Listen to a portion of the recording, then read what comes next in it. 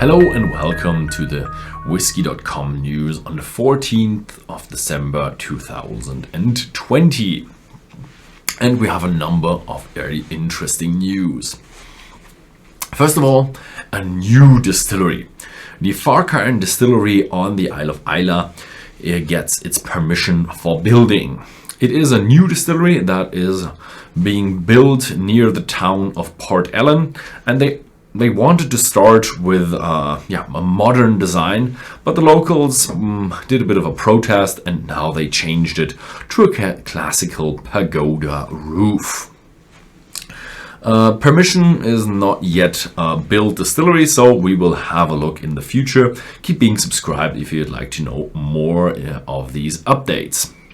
We have the last bottling of the Gordon MacPhail Jubilee Edition for their 125th birthday of their company.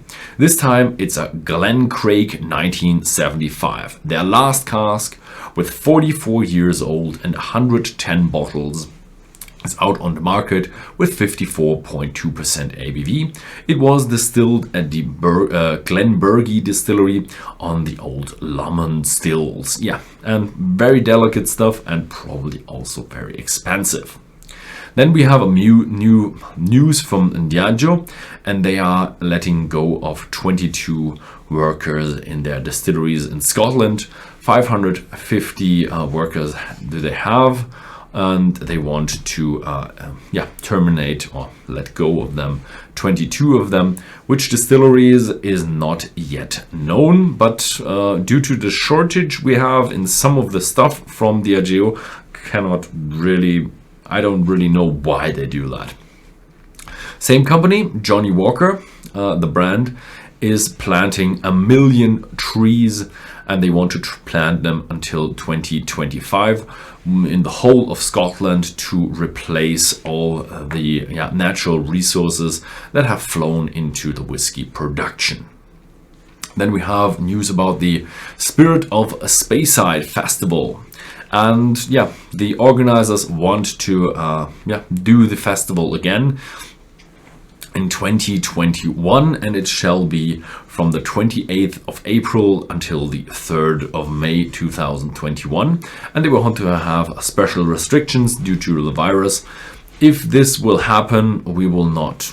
We can only speculate now, but I think that's pretty much on the brink of what will be possible.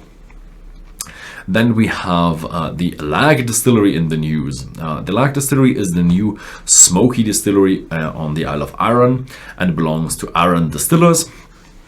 And they sold 600 of their 700 casks in their new cask program. Cask program I had, I think, a few weeks in the past. I've told you about that.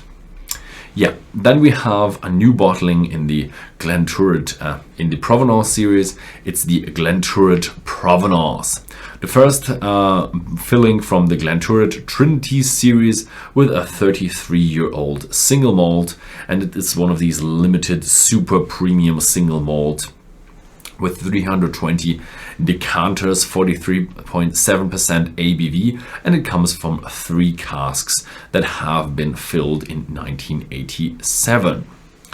Then we have the yearly Talisker Atlantic Challenge 2020. We have international teams assembling to do the 3,000-mile race across the Atlantic, and it takes about 30 to 90 days to row across the Atlantic. That really sounds impossible, to row across the Atlantic, but the teams are able to do that, and they are collecting donations and sponsors for this race from Talisker to the American continent. Then we have a very, very interesting news, Raasay Inaugural Release. The first single malt from the Isle of Raasay Distillery is out now, and it's a blast. It's 9,000 bottles with 52% ABV, not colored, not chill filtered, everything from the Isle of Raasay. So the malt comes from Raasay.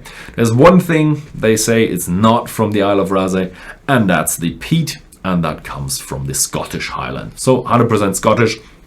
and nearly 100% from the small Isle of Raasay. And in May 2021, we can see the new core range from the distillery, or I hope at least one bottling in the core range, which is a really good big step for the Isle of Raasay Distillery. But I think they have a bright future, so we will keep you updated on the Isle of Raasay Distillery. Then we have a new bottling from America, from the Barton 1792. They are releasing the Thomas S. Moore Bourbon Cask Finish Trio.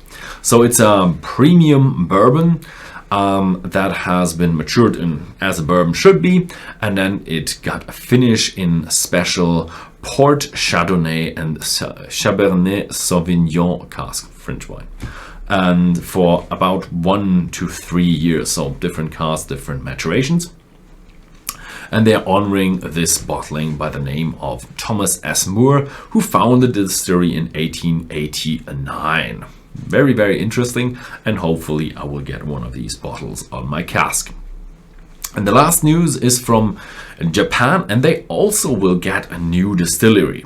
And by new, I mean an old distillery will maybe emerge. The Karuizawa Distillers are planning a new distillery. So they're calling it not the Karuizawa Distillery as the old iconic distillery, but they're calling it the Komuro Distillery on the foot of the mountain Azama.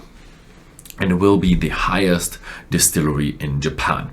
If that is anywhere near the old Karuizawa Distillery, then this is very remote and will have big logistical problems or challenges, and it will be probably pretty expensive, as all Japanese whiskies are. It's in a remote place, more expensive, and the name Karuizawa is also known for very, very, very expensive whiskies. The distillery will be starting their building process in the beginning of the year 2021. So we will keep you updated. If you'd like to be updated regularly every Monday, then keep being subscribed to this channel here. Anything else? Thank you very much for watching, and see you next week.